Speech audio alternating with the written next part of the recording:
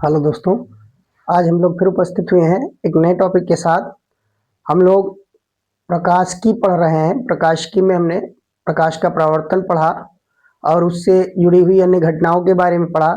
और पिछले लेक्चर में हम लोग प्रतिबिंब बनाने के नियम के बारे में जान चुके हैं कि किस प्रकार से प्रकाश किरणें जब डाली जाती है किसी दर्पण पर तो वो किधर मुड़ती है। इस घटना को हम पीछे देख चुके हैं। अब आइए हम वस्तु की विभिन्न स्थितियों में उसके प्रतिबिंब कहाँ बनते हैं इसके बारे में, या प्रतिबिंब के लिए किरण आरेख खींचने के लिए भी प्रश्न पूछे जाते हैं। तो आइए उसी से संबंधित टॉपिक आज का है, वस्तु की विभिन्न स्थितियों के लिए गोलीय दर्पण से बने प्रतिबिंबों की स्थितियां। तो अलग अलग हम गोलीय दर्पण से कहाँ, किस आकार का, किस प्रकृति का प्रतिबिंब वस्तु की विभिन्न स्थितियों में प्राप्त करते हैं, उसी के बारे में आज पढ़ना है। तो आइए हम देखते हैं। सबसे पहले हम अवतल दर्पण का केस ले रहे हैं। पहला केस है हमारा अवतल दर्पण के लिए। अवतल दर्पण के लिए देखिए, तो हम पहला केस आज अवतल दर्पण के बारे में, ये चित्र बनाया गया है।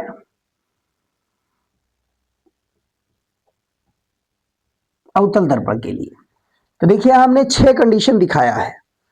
6 कंडीशन, यहाँ 6 चित्र दिखाया गया है और ये 6 चित्र क्या प्रदर्शित कर रहा है, इनको हम किरण आरेख कहेंगे। सबसे पहले वस्तु से आने वाली प्रकाश किरणों के माध्यम से हम परावर्तन द्वारा प्रतिबिंब की जो रचना करते हैं, इस पूरे चित्र को हम किरण आरेख का नाम देते हैं। प्रश्न भी इस तरीके से पूछा जाता है कि वस्तु की कोई स्थिति बता दी जाएगी कि वस्तु दर्पण, कोई गोलीय दर्पण, चाहे अवतल दर्पण कहा जाए या उत्तल दर्पण कहा जाए, उसकी वक्रता केंद्र पर है या वक्रता केंद्र फोकस के बीच वस्तु स्थित है, तो उसके प्रतिबिंब की स्थिति, आकार और प्रकृति के लिए किरण आरेख खींचने के लिए प्रश्न में पूछा जाता है। तो उसी से संबंधित आज हम देख रहे हैं। यहाँ देखिए अवतल दर्पण के केस में टोटल 6 स्थितियां बनती है। 6 स्थितियां, जिसमें सर्वप्रथम देखिए सबसे पहली स्थिति क्या कहती है कि जब वस्तु की स्थिति अनंत पर हो।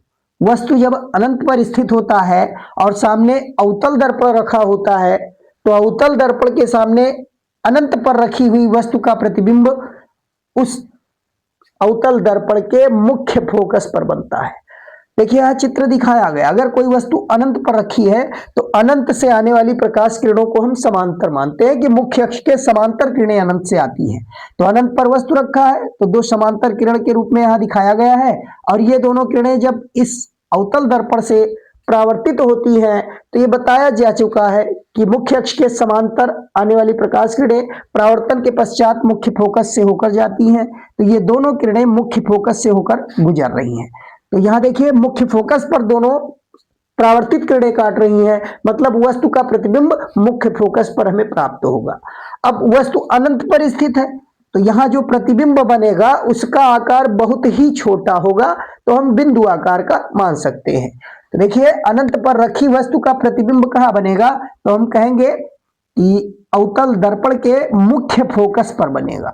तो पहले केस में प्रतिबिंब कहां बन रहा है, तो हम कहेंगे मुख्य फोकस पर बन रहा है, और प्रतिबिंब का आकार तो बहुत ही छोटा आकार का बन रहा है, हम बिंदु आकार का कह सकते हैं।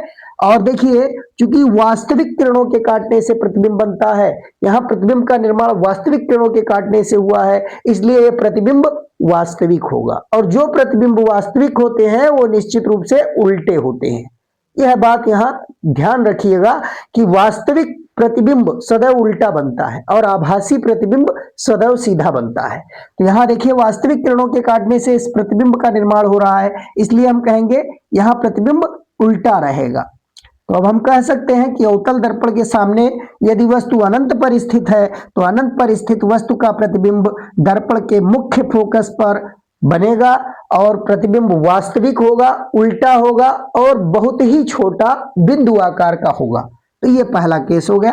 अब दूसरा केस देखिए, मान लीजिए वस्तु की स्थिति अनंत और वक्रता केंद्र के बीच हो, यानी जब अवतल दर्पण के सामने वस्तु अनंत और वक्रता केंद्र के बीच स्थित होती है, तब इसका प्रतिबिंब कहां बनेगा। तो देखिए वस्तु से 2 किरणें चल आई गई, एक किरण मुख्य अक्ष के समांतर डाला गया, दूसरा इसके मुख्य फोकस से होकर जाने वाली।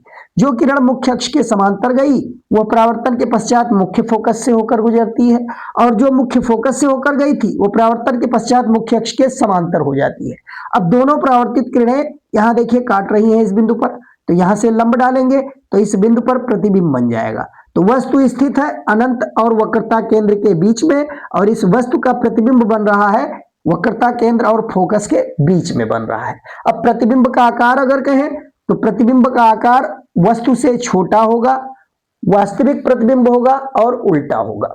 तो देखिए हम सेकंड केस भी कह सकते हैं कि जब अवतल दर्पण के सामने वस्तु अनंत और वक्रता केंद्र के बीच स्थित होती है तब उस वस्तु का वास्तविक, उल्टा और वस्तु से छोटा प्रतिबिंब वक्रता केंद्र और मुख्य फोकस के बीच बनता है।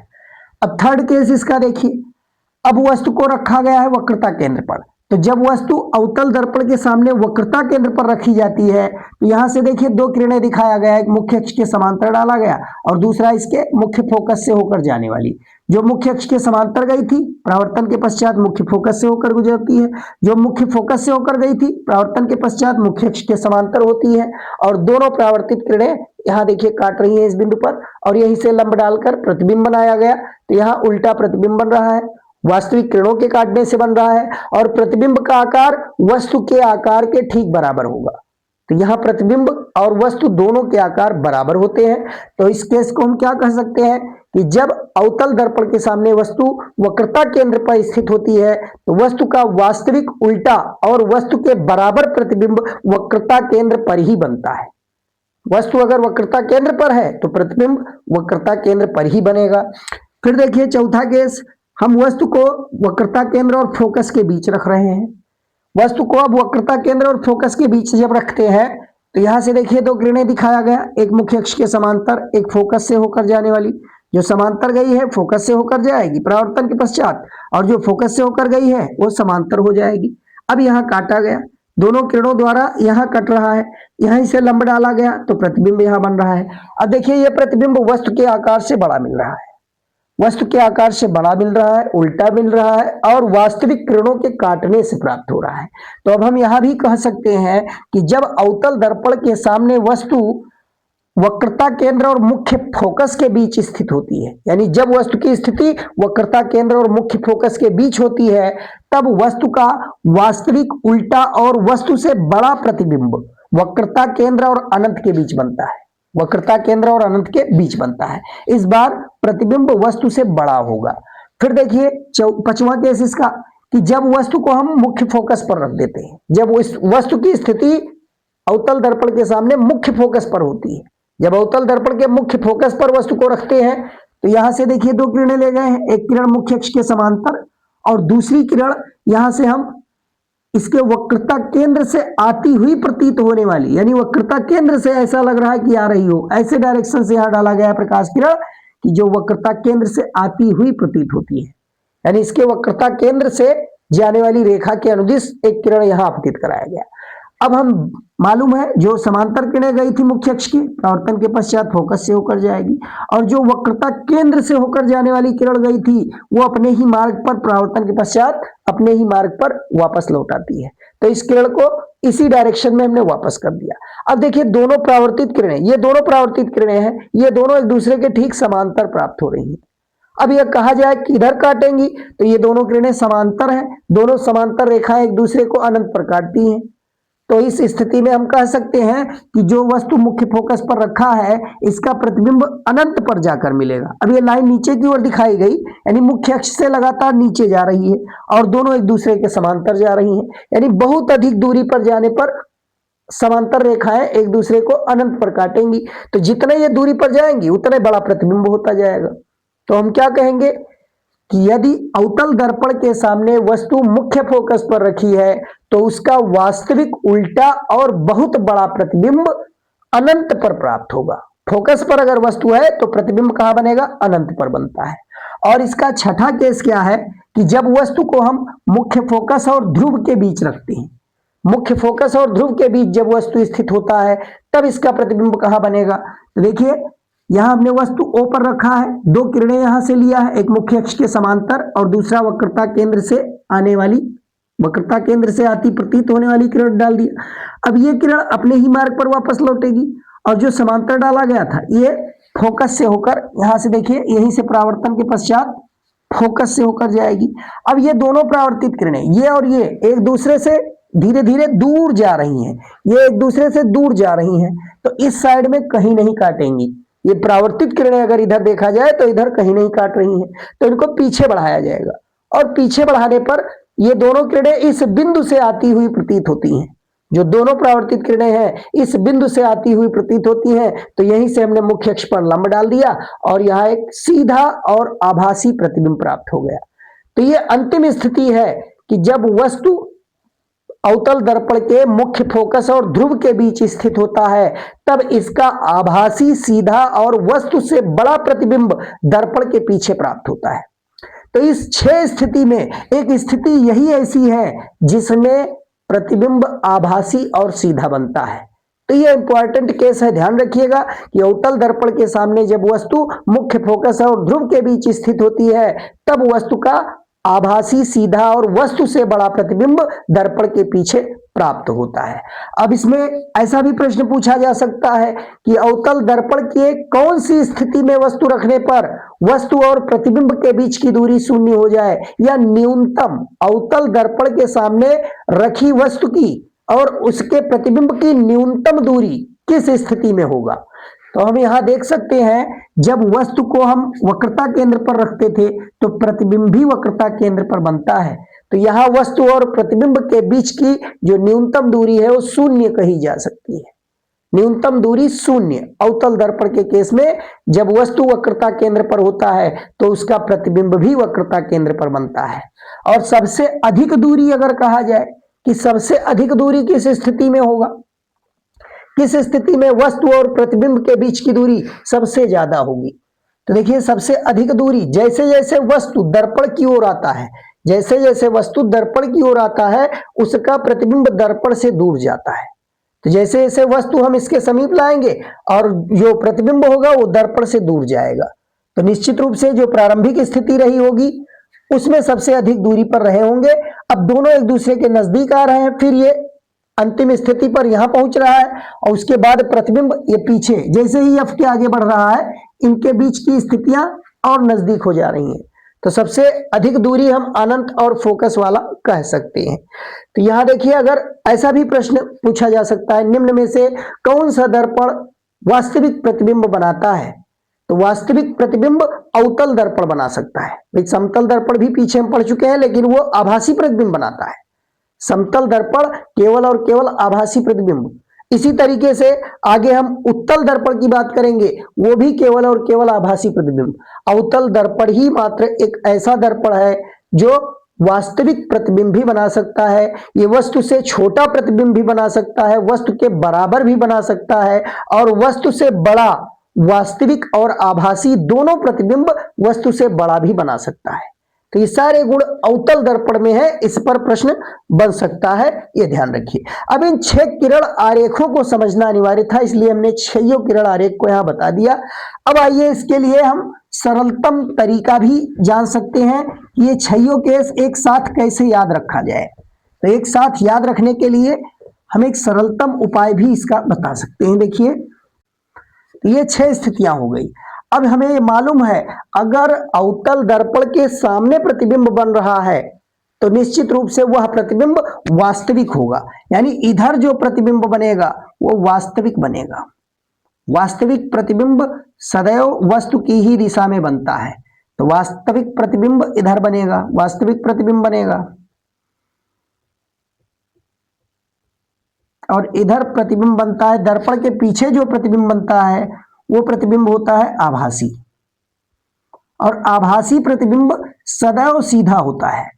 आभासी प्रतिबिंब सदैव सीधा होता है और वास्तविक प्रतिबिंब सदैव उल्टा होता है। ये बात बिल्कुल दिमाग में बैठा लीजिए कि वास्तविक प्रतिबिंब सदैव उल्टा और आभासी प्रतिबिंब सदैव सीधा होता है।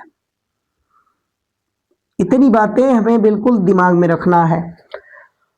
अब देखिए हम 6 केस ले रहे हैं, तो ये वस्तु के लिए लिया जा रहा है, ये वस्तु की पहली स्थिति कही जाएगी, ये वस्तु की पहली स्थिति है, ये दूसरी स्थिति है, ये तीसरी स्थिति है, और ये चौथी स्थिति, और ये पांचवी स्थिति, और ये छठवीं स्थिति। तो वस्तु के लिए ये 6 स्थितियां हैं। अब हम इसके प्रतिबिंब की स्थिति देखें तो देखिए, सबसे पहले हम सीधे वस्तु को रख देंगे अनंत पर और इसका प्रतिबिंब फोकस से शुरू करेंगे, और फोकस पर जो होगा वो बहुत ही सूक्ष्म आकार का यानी बिंदुवत आकार का लेंगे, बिंदु आकार का लेंगे, यानी पहला प्रतिबिंब हम यहीं पर दिखाएंगे बिंदु के आकार का, बहुत ही छोटा। तो ये पहला प्रतिबिंब यहां दिखा देंगे।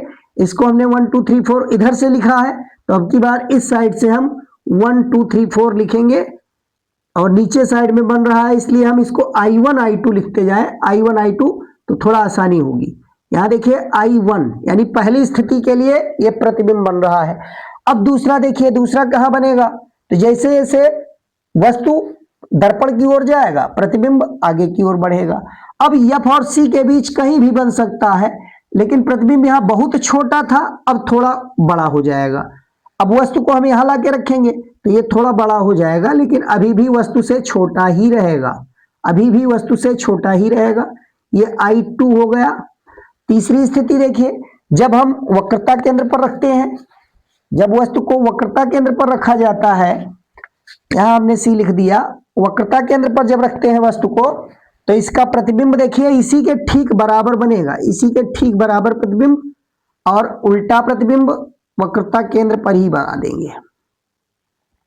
ये तीसरी स्थिति होगी। चौथी स्थिति में देखिए, अब हम वस्तु को ले जा रहे हैं C और F के बीच, तो प्रतिबिंब आगे की ओर बढ़ेगा, अब की बार प्रतिबिंब जो बनेगा वो वस्तु से बड़ा रहेगा, वस्तु से बड़ा प्रतिबिंब दिखा देंगे। ये हो जाएगा I4, यानी चौथे केस के लिए प्रतिबिंब यहां बनेगा। पांचवें केस के लिए प्रतिबिंब हम यहां पर दिखा देंगे और इसको बहुत बड़ा आवर्धित दिखा देंगे, काफी बड़ा होगा, तो ये सबसे बड़ा प्रतिबिंब यहीं पर हम इसे दिखा देंगे। ये पांचवें केस के लिए है। और छठवें केस के लिए जब हम यहां रखते हैं तो छठवें केस का प्रतिबिंब हम इस साइड में दर्पण के पीछे दिखाते हैं, और यह प्रतिबिंब वस्तु से बड़ा रहेगा और सीधा रहेगा, तो इसको हम I6 लिखेंगे।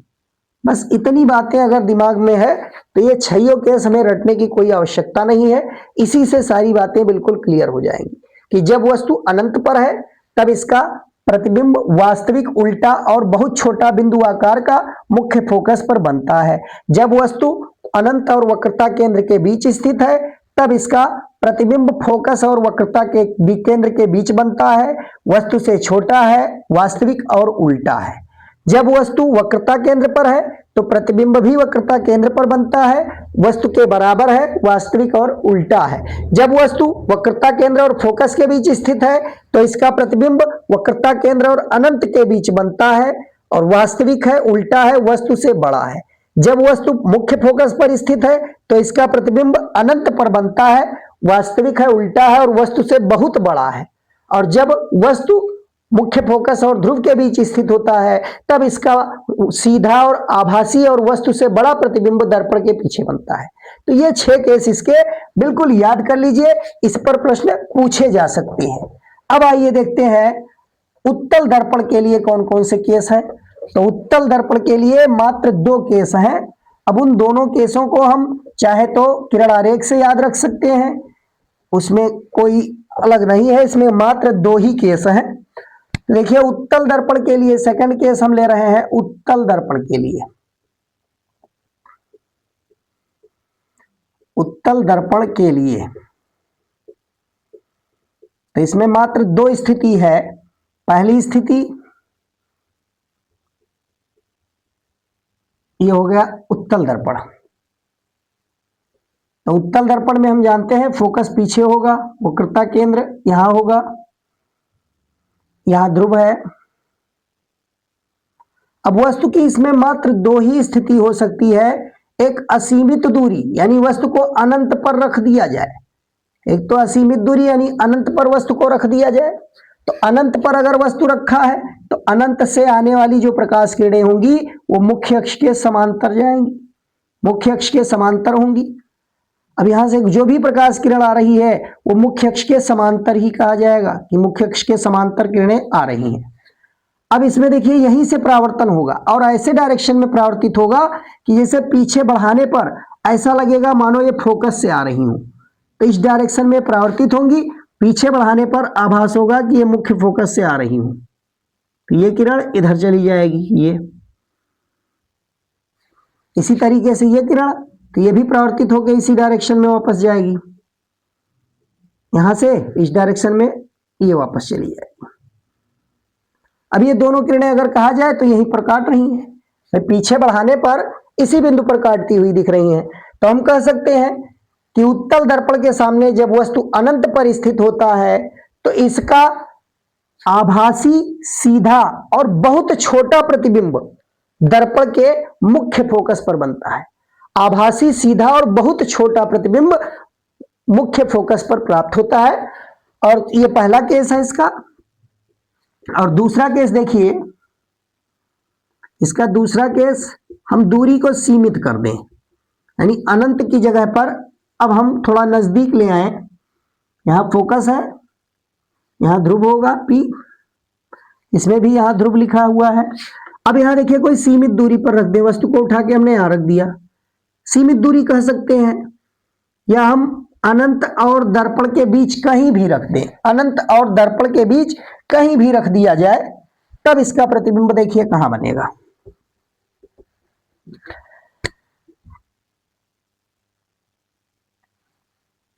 तो यहां से हमने मुख्य अक्ष के समांतर प्रकाश किरण चलाया गया, मुख्य अक्ष के समांतर किरण हमने ले गया, और दूसरी किरण हमने क्या लिया, इसके मुख्य फोकस से होकर जाने वाली प्रकाश किरण ले लीजिए, चाहे वक्रता केंद्र से होकर जाने वाली प्रकाश किरण ले लीजिए।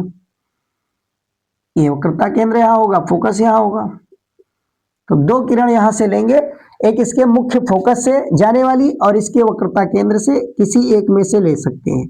यहां से देखिए एक की बार हमने इस तरीके से प्रकाश किरण डाला कि ऐसा लग रहा है मानो ये इसके फोकस की ओर आ रही है, फोकस की ओर आती प्रतीत होने वाली प्रकाश किरण हमने डाल दिया।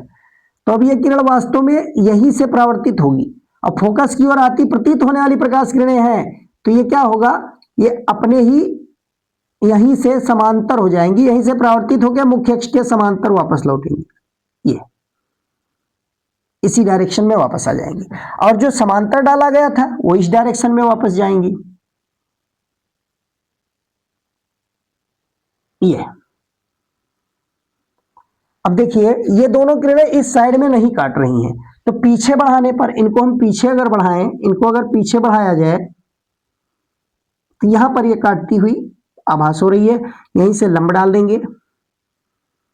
ये तो यहां वस्तु रखा हुआ है, यहां इसका प्रतिबिंब बन रहा है आई पर, ये ऑब्जेक्ट है, इमेज यही बन गया। यहां देखिए इसमें वस्तु यहां था और प्रतिबिंब यहां बन रहा है, इमेज यहां दिख रहा है, और वस्तु था अनंत पर, अनंत पर वस्तु है और प्रतिबिंब बन रहा है फोकस पर।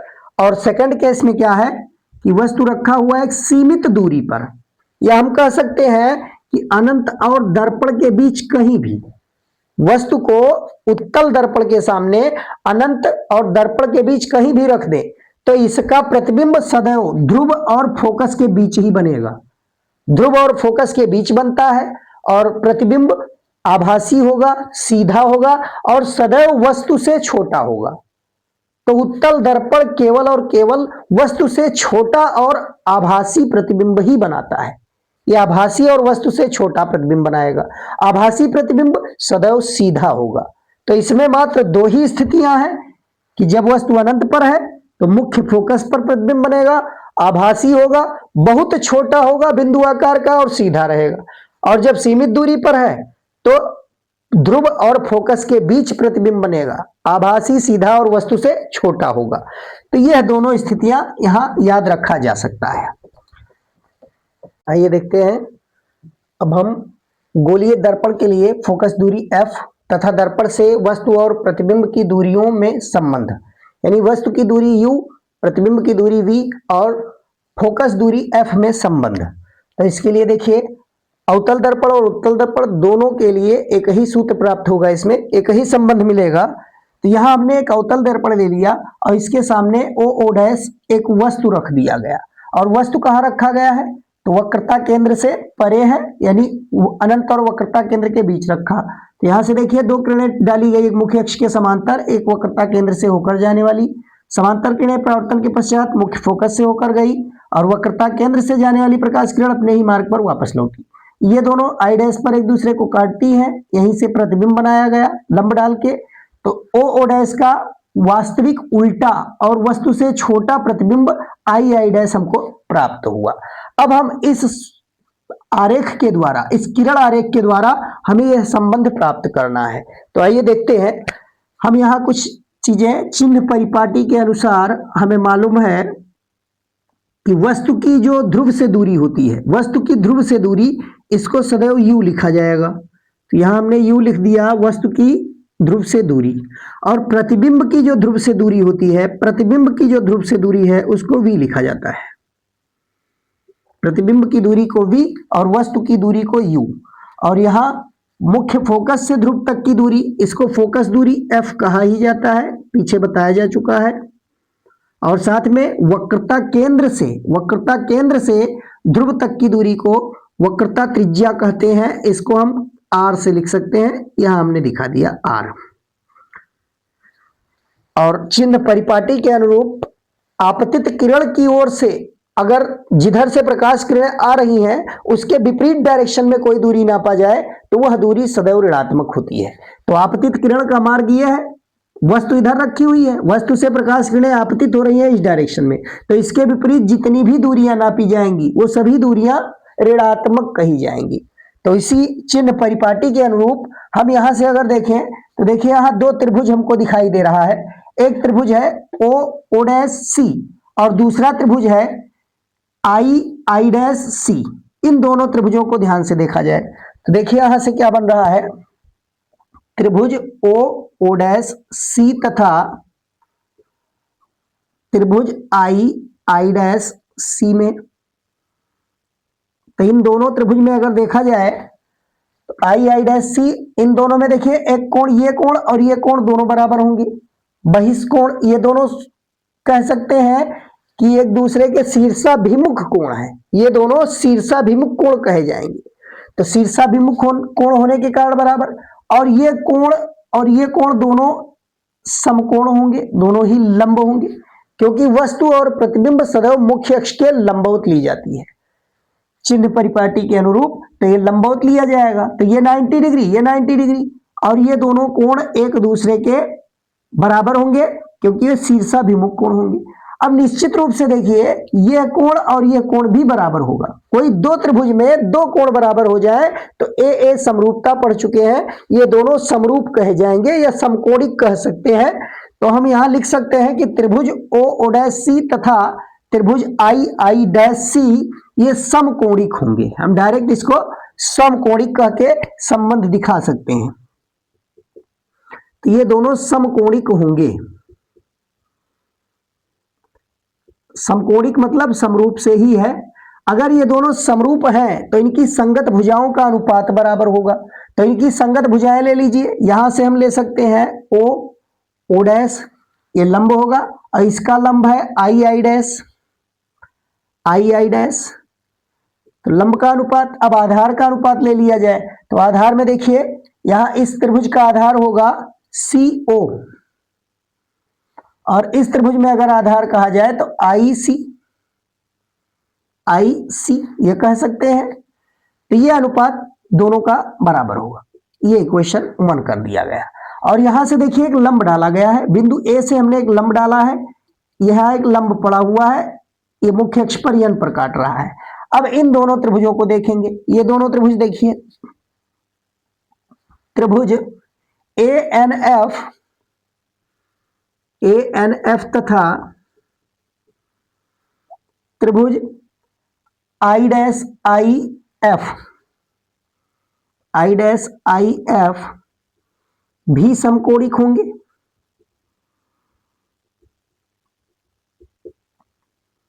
ये दोनों भी समकोणिक होंगे। कैसे समकोणिक होंगे तो हम देख सकते हैं, यहां देखिए ये कोण 90, इसमें भी ये कोण 90, आई डैश ये मुख्य अक्ष के लंब ही लिया जाएगा, ये कोण और ये कोण 90-90, और ये दोनों कोण यहां भी शीर्षाभिमुख कोण बन रहे हैं, ये दोनों भी आपस में बराबर होंगे। तो इस तरीके से जिस प्रकार इन दोनों में समकोणिक कहा गया था वही कंडीशन यहां भी लागू होगा, ये भी समकोणिक होंगे।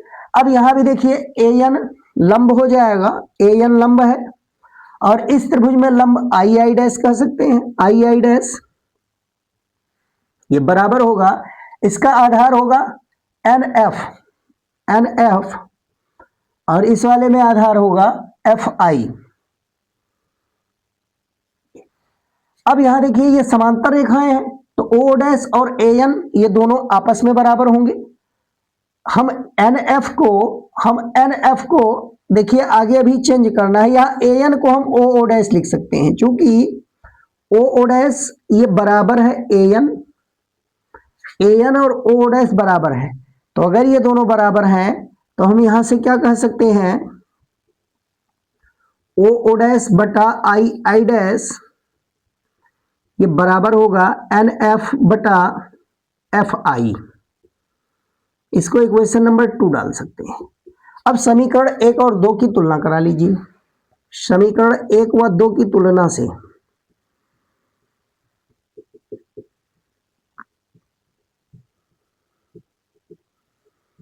इन दोनों समीकरण की तुलना किया जाए तो बायां पक्ष बराबर है तो दाहिना पक्ष बराबर होगा निश्चित रूप से। तो हम लिख सकते हैं CO अपॉन IC ये बराबर हो जाएगा NF अपॉन FI। अब देखिए यदि इस दर्पण का हमने द्वारक छोटा ले लिया, यदि दर्पण का द्वारक छोटा हो,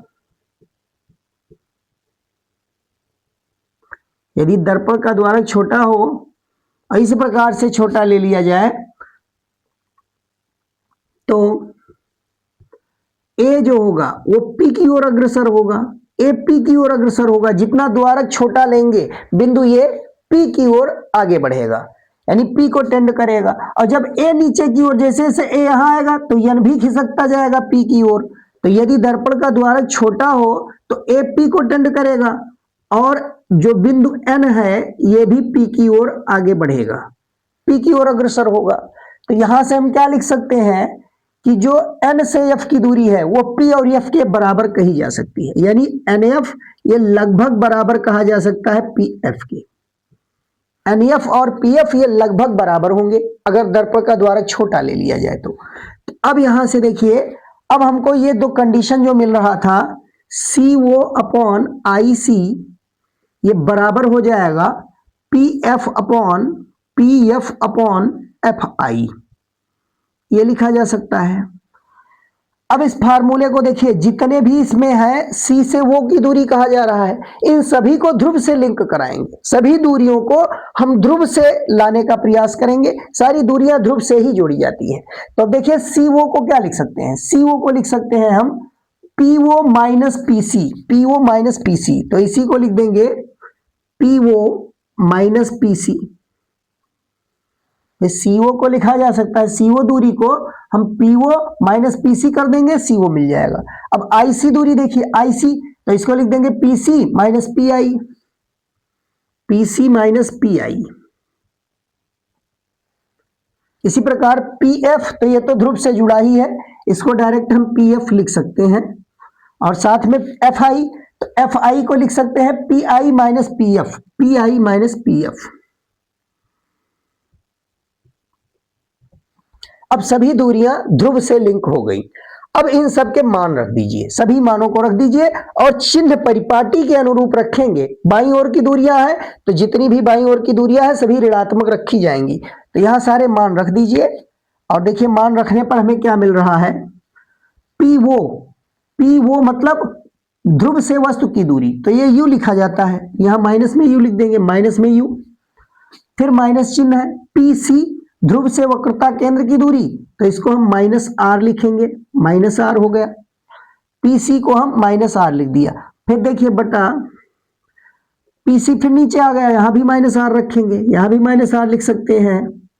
फिर माइनस PI, तो P से I मतलब ध्रुव से प्रतिबिंब की दूरी, तो इसको माइनस V लिखा जाएगा, माइनस V, ये हो जाएगा। अब आगे बढ़िए, बराबर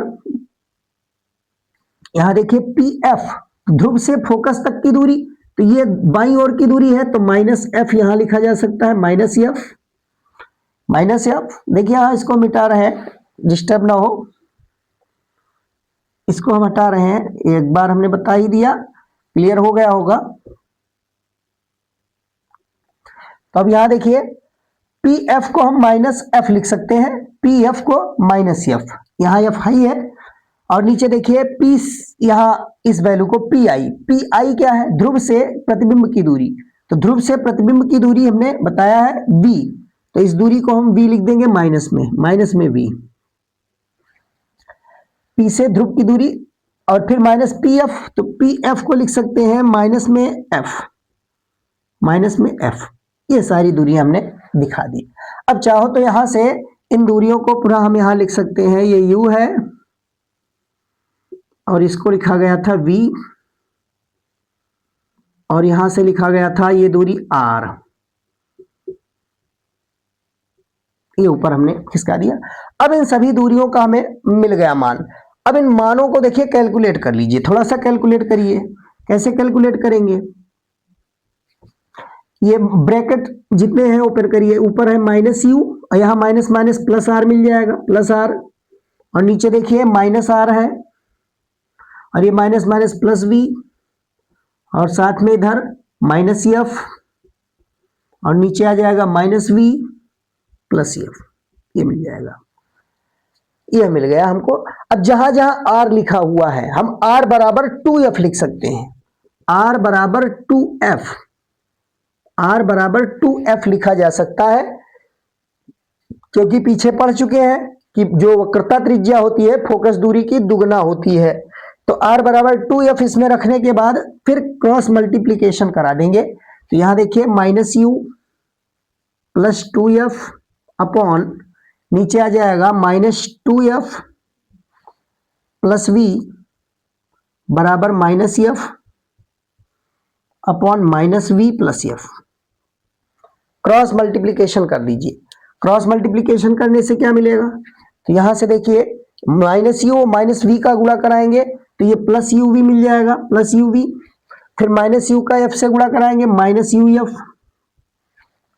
और उसके बाद 2f का गुणा यहां करा देंगे तो माइनस में मिल जाएगा 2vf, और फिर 2f का गुणा यहां कराएंगे तो 2f स्क्वायर। इसी प्रकार इधर क्रॉस मल्टीप्लीकेशन कर दीजिए, माइनस एफ माइनस 2f का गुणा कराएंगे तो प्लस में 2f मिलेगा, प्लस में 2f स्क्वायर, ये minus minus plus 2f square, और फिर इसका गुणा कराएंगे तो माइनस वी एफ, ये मिल जाएगा। अब देखिए पक्षांतर कर लीजिए, इनको पक्षांतर करिए, क्या मिलेगा, तो इन सभी दूरियों को सॉल्व कर लीजिए, थोड़ा सबको बाईं ओर ले आओ, तो यहां आ जाएगा U V minus U F, और यहां देखिए minus 2vf plus 2f square minus 2f square plus vf equal to 0। इसमें 2f स्क्वायर प्लस में और माइनस में ये कैंसिल हो रहा है, पूरा पूरा कैंसिल हो रहा है, और vf और माइनस 2vf इसको भी यहां सॉल्व कर सकते हैं। यहां देखिए इसको सॉल्व करिए, ये बच जाएगा uv और ये है माइनस यूएफ, और यहां देखिए माइनस में bf मिलेगा, माइनस में bf, एक bf में 2f bf घटेगा माइनस bf, तो ये बराबर आ जाएगा 0। इन सबको दाईं ओर ले चलिए, इन सबको दाईं ओर ले चलिए, और देखिए सबको इस रूप में बना लीजिए। यहां से हम दिखा सकते हैं uv इक्वल टू ये हो जाएगा uf प्लस vf, ये आ जाएगा। अब हम प्रत्येक पद में uvf का भाग करा सकते हैं, uvf का भाग करा सकते हैं। तो आइए थोड़ा सा स्पेस ऊपर बना लिया जाए, नीचे दिखाई नहीं देगा, थोड़ा स्पेस ऊपर कर लिया जाए।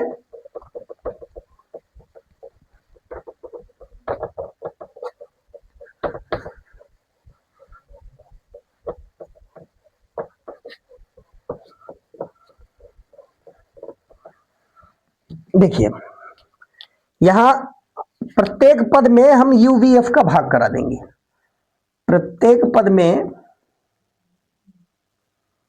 प्रत्येक पदों में यू वी एफ से भाग करने पर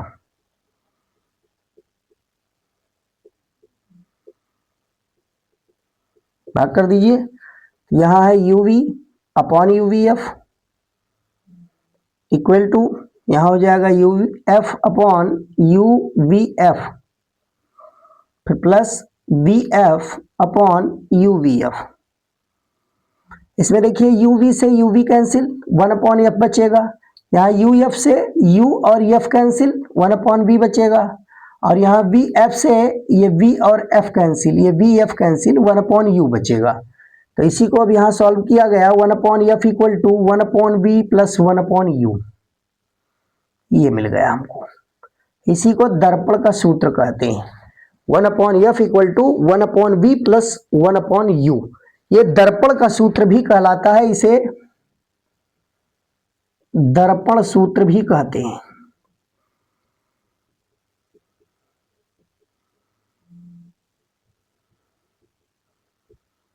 ये दर्पण सूत्र है और ये प्रत्येक दर्पण के लिए लागू होगा, चाहे उत्तल दर्पण हो चाहे अवतल दर्पण हो, दोनों केसों के लिए यही होगा। बिल्कुल इसी तरीके से अगर हम उत्तल दर्पण लेकर सॉल्व करें तो यही फार्मूला हम उत्तल दर्पण द्वारा भी प्राप्त कर सकते हैं। तो ये हो गया हमारा दर्पण सूत्र। इसमें जब भी मान रखना होगा यू वी एफ का मान सदैव चिन्ह परिपाटी के अनुरूप ही रखा जाएगा, ये बात ध्यान रखिएगा। चिन्ह परिपाटी का हमेशा प्रयोग करेंगे। अब आइए देखते हैं संयुग्मी फोकस क्या होते हैं और संयुग्मी बिंदु। संयुग्मी बिंदु और संयुग्मी फोकस।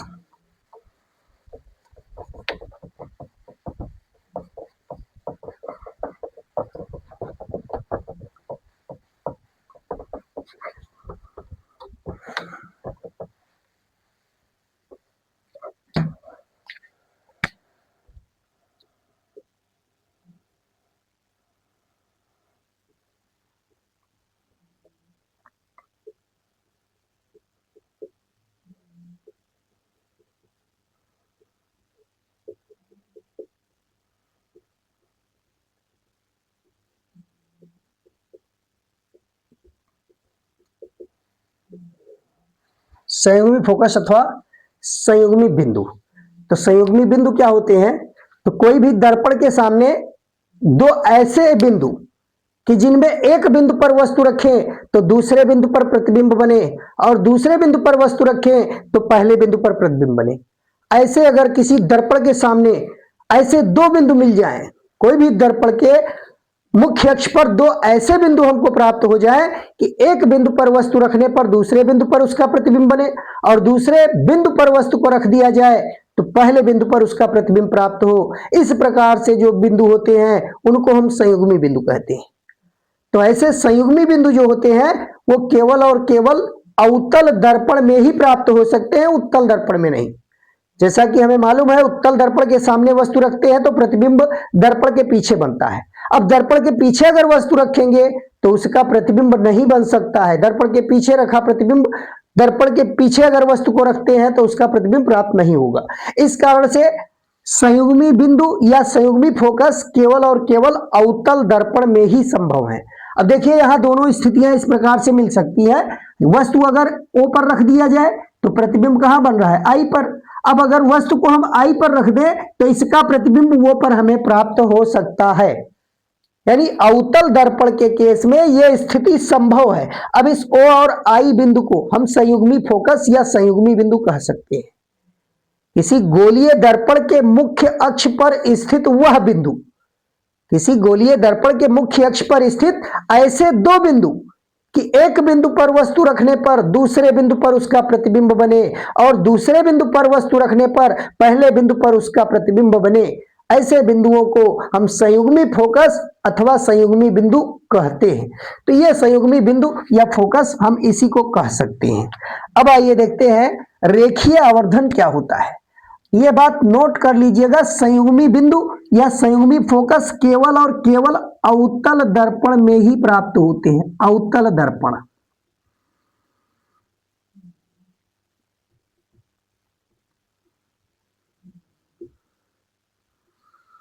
संयुग्मी फोकस अथवा संयुग्मी बंधु केवल अवतल दर्पण में होते हैं, उत्तल में नहीं हो सकते।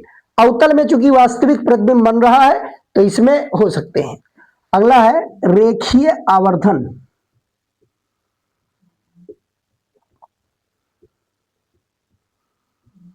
लीनियर मैग्निफिकेशन क्या होता है? रेखीय आवर्धन।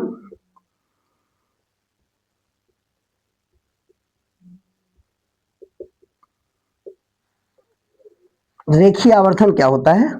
तो रेखीय आवर्धन, कोई दर्पण लिया जाए, उसके सामने अगर वस्तु रख दिया जाए तो उस वस्तु का कहीं प्रतिबिंब बन जाएगा। अब प्रतिबिंब की लंबाई और वस्तु की लंबाई के अनुपात को हम रेखीय आवर्धन कहते हैं। किसी दर्पण के मुख्य अक्ष पर रखी वस्तु का प्रतिबिंब अगर प्राप्त हो रहा है तो उस प्रतिबिंब की लंबाई और वस्तु की लंबाई के अनुपात को हम उस दर्पण का रेखीय आवर्धन कहते हैं, जबकि दोनों लंबाइयां मुख्य अक्ष के लंबवत नापी गई हो। कंडीशन यही है कि दोनों लंबाई मुख्य अक्ष के लंबवत नापी गई हो। तो क्या कह सकते हैं रेखीय आवर्धन? रेखीय आवर्धन क्या होता है? प्रतिबिंब की लंबाई तथा वस्तु की लंबाई के अनुपात को हम दर्पण का रेखीय आवर्धन कहते हैं, जबकि दोनों लंबाइयां मुख्य अक्ष के लंबवत नापी गई हो। तो रेखीय आवर्धन को m से प्रदर्शित करते हैं, स्मॉल m से लिखते हैं, और इसके लिए फार्मूला क्या है? प्रतिबिंब की लंबाई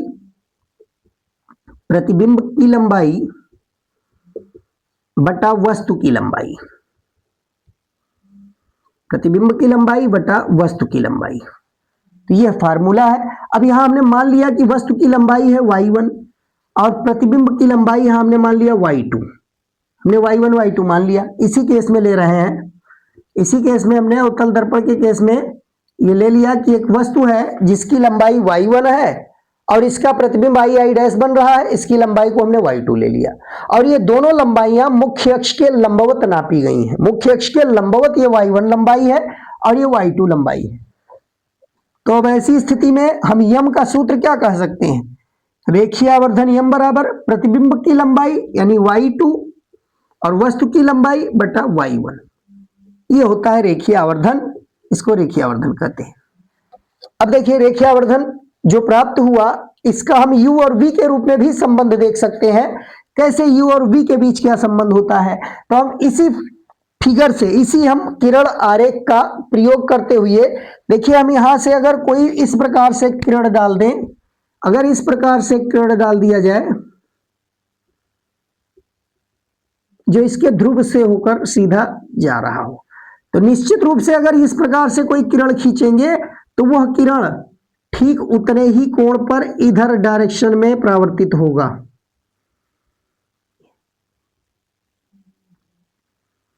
देखिए ये कोण और ये कोण दोनों बराबर होंगे, ये दोनों कोण बराबर होंगे क्योंकि ये आपतन कोण है। अगर ये आपतन कोण कहा जाए I, तो ये परावर्तन कोण होगा R। तो आपतन कोण और परावर्तन कोण ये सदैव बराबर होते हैं, परावर्तन का नियम है। परावर्तन का नियम है, अगर प्रकाश किरण इस डायरेक्शन से डाला जाए I आपतन कोण पर, तो परावर्तन कोण R जो मिलेगा वो I के सदैव बराबर होगा। अब यहां देखिए, हम इस संबंध को, m वाले संबंध को uv के रूप में लिखना चाहते हैं। तो यहां देखिए एक त्रिभुज मिल रहा है हमको OO'P, त्रिभुज OO'P तथा OO'P, और दूसरा त्रिभुज हम यहां ले रहे हैं II'P, II'P में। तो इन दोनों त्रिभुजों में अगर देखा जाए तो OO'P ये वाला बन रहा है, और यहां देखिए II'P, तो इसमें I और R बराबर होंगे, यानी हम कह सकते हैं OPO' कोण OPO' ये बराबर होगा, कोण OPO' ये बराबर होगा IPI' के, IPI' के। क्यों? परावर्तन के नियम से, परावर्तन का नियम है, आपतन कोण परावर्तन कोण बराबर होता है। और फिर आगे देखेंगे ये कोण बराबर, और ये दोनों देखिए, ये कोण 90 डिग्री और ये कोण इधर 90 डिग्री। तो अब इस तरीके से भी कह सकते हैं, तथा कोण O dash OP, O dash OP ये बराबर होगा कोण I dash IP, I dash IP. ये दोनों ही समकोण है 90 डिग्री के, इसलिए ये दोनों भी एक दूसरे के बराबर होंगे। तो अब यहां से हम क्या कह सकते हैं कि ये दोनों त्रिभुज, त्रिभुज ओ ओ डैश पी तथा त्रिभुज आई आई डैश पी समकोणिक होंगे, समकोणिक होंगे। ये दोनों समकोणिक होंगे। अगर ये समकोणिक है तो हम कंडीशन लगा सकते हैं, इनके संगत भुजाओं का अनुपात जैसा कि पीछे लिया गया था। तो इस तरीके से अगर ये समकोणिक है तो संगत भुजाओं का अनुपात ले लीजिए। संगत भुजाओं का अनुपात कैसे लेंगे? देखिए इस त्रिभुज में ओ ओ डैश, ओ ओ डैश ये लंब हो जाएगा और इसमें लंब होगा आई आई डैश। तो लंब का अनुपात ये बराबर होना चाहिए आधार पी ओ और इसमें आधार कहा जाए पी आई, ये बराबर होगा। अब चिन्ह परिपाटी के अनुरूप हम मान अगर रखें तो देखिए ओ ओ डैश की लंबाई को y1 कहा गया और ये मुख्य अक्ष के ऊपर की लंबाई है। तो मुख्य अक्ष के लंबवत ऊपर नापी गई लंबाई y1 धनात्मक लिया जाएगा। आई आई डैश ये नीचे की ओर लंबाई है तो इसको हम y2 कहेंगे माइनस में। और यहां से पी वो ध्रुव से वस्तु की दूरी u है और ये बाईं ओर की दूरी है तो माइनस में लिया जाएगा। फिर पी आई ध्रुव से प्रतिबिंब की दूरी b है, बाईं ओर की दूरी माइनस में। ये माइनस माइनस मल्टीप्लाई होके प्लस हो जाएंगे। यहां देखिए माइनस माइनस मल्टीप्लाई होके प्लस हो जाएगा। और यहां से अगर हम y1 बटा y2 का मान कहें तो y1 बटा y2 का मान आएगा, ये माइनस इधर चला आएगा, u बटा b हो जाएगा। या इसी को अगर हम रिवर्स कर दें, इसी का अगर उत्क्रम ले लें तो यहां से देखिए y2 बटा y1 का मान ये बराबर मिल जाएगा माइनस में v बटा u के। y2 बटा y1 का मान माइनस v बटा u के बराबर होगा। और यहां क्या बताया गया कि y2 और y1 का अनुपात यम के बराबर है। तो यहां से हमें रेखीय आवर्धन का एक व्यापक रूप मिल गया। रेखीय आवर्धन, रेखीय आवर्धन यम बराबर हम लिख सकते हैं y2 बटा y1 या इसको माइनस v बटा u कह सकते हैं, माइनस v बटा u। तो ये फार्मूला ध्यान रखेंगे, दर्पण के लिए ये फार्मूला सत्य है और इसमें u v का जो मान लिया जाएगा वह सदैव चिन्ह परिपाटी के अनुरूप ही रखा जाएगा। तो यम बराबर y2 बटा y1 जैसा कि परिभाषा दिया गया कि y2 और y1 का अनुपात m के बराबर, प्रतिबिंब की लंबाई और वस्तु की लंबाई के अनुपात को रेखीय आवर्धन कहते हैं और यह माइनस v बटा u के बराबर होगा। तो दर्पण के लिए माइनस v बटा u है। अब देखिए इसका और भी संबंध हम f के पदों में भी निकाल सकते हैं। यही सूत्र का इस्तेमाल करके हम लेंस के सूत्र में कुछ विशेष परिवर्तन करके हम यम के और भी रूप निकाल सकते हैं।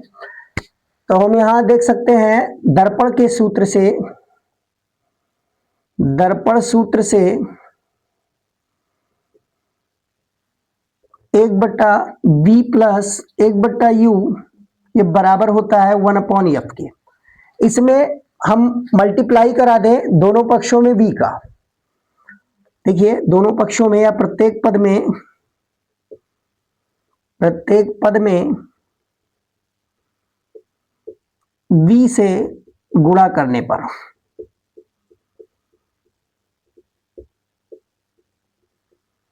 तो अगर b से गुणा करें तो यहां देखिए क्या आएगा, b upon B plus v upon U बराबर v अपॉन एफ। ये v से v कैंसिल हो रहा है, 1 आ जाएगा। तो इसको लिख सकते हैं 1 plus v upon U equal to v upon F. और यहां से देखिए v अपॉन यू ये यम के बराबर, माइनस में यम, यम बराबर माइनस v अपॉन यू था, यम बराबर माइनस v अपॉन यू था। तो यहां से अगर v अपॉन यू का मान निकाला जाए तो ये माइनस यम के बराबर आएगा। v अपॉन यू का मान माइनस यम लिखा जा सकता है। तो अब यहां देखिए इसको हम माइनस यम अगर लिख दें तो ये क्या बन जाएगा, 1 minus M equal to v upon F. m को इधर ले चलिए, इसको इधर ले आइए। तो यहां से देखिए 1 minus v upon F equal to M, या m equal to F LCM ले लीजिए।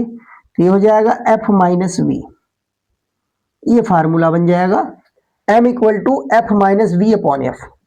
तो यम का एक सूत्र एफ और वी के पदों में यह भी लिखा जा सकता है, या एक रूप और है, अगर हम प्रत्येक पद में u गुणा कर दें तब इसका रूप देखिए क्या हो जाएगा। तो इसी दर्पण सूत्र में देखिए प्रत्येक पद में u से गुणा करने पर,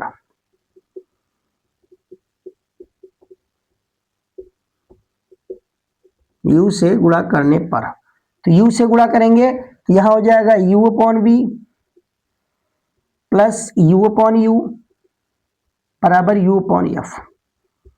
ये u से u कैंसिल हो जाएगा, 1 आ जाएगा। और यहां देखिए u अपॉन v है, तो इसको हम u अपॉन v करेंगे तो माइनस में 1 अपॉन m बनेगा, इसको हम माइनस में 1 अपॉन m लिख सकते हैं, plus 1 equal to u upon F.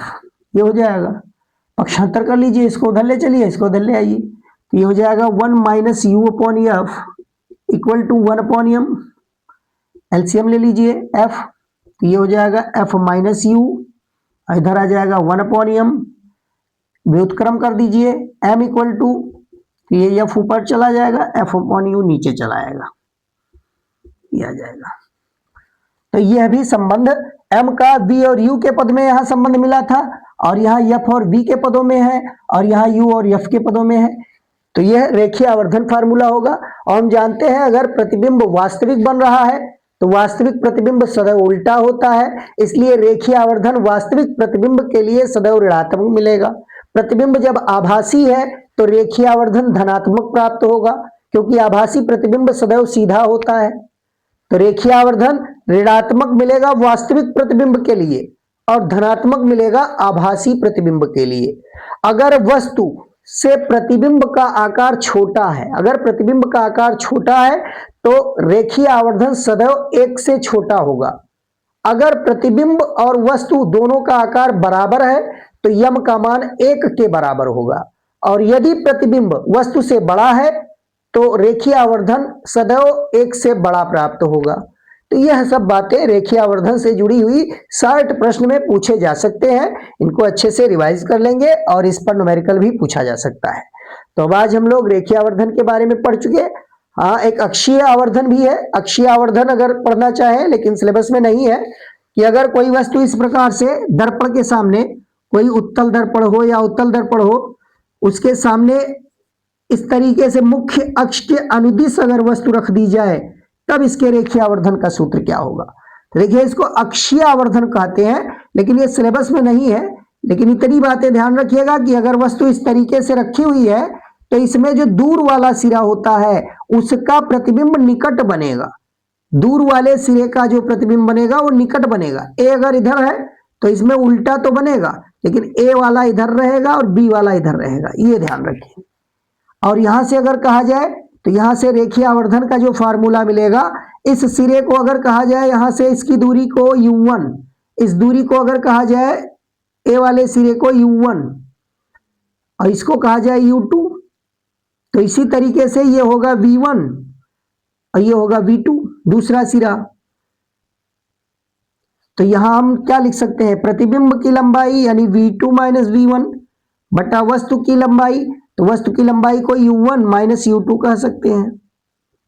तो ये अक्षीय आवर्धन के लिए फार्मूला होता है, लेकिन अक्षीय आवर्धन सिलेबस में नहीं है, बस इतनी बातें यहाँ ध्यान रखिएगा।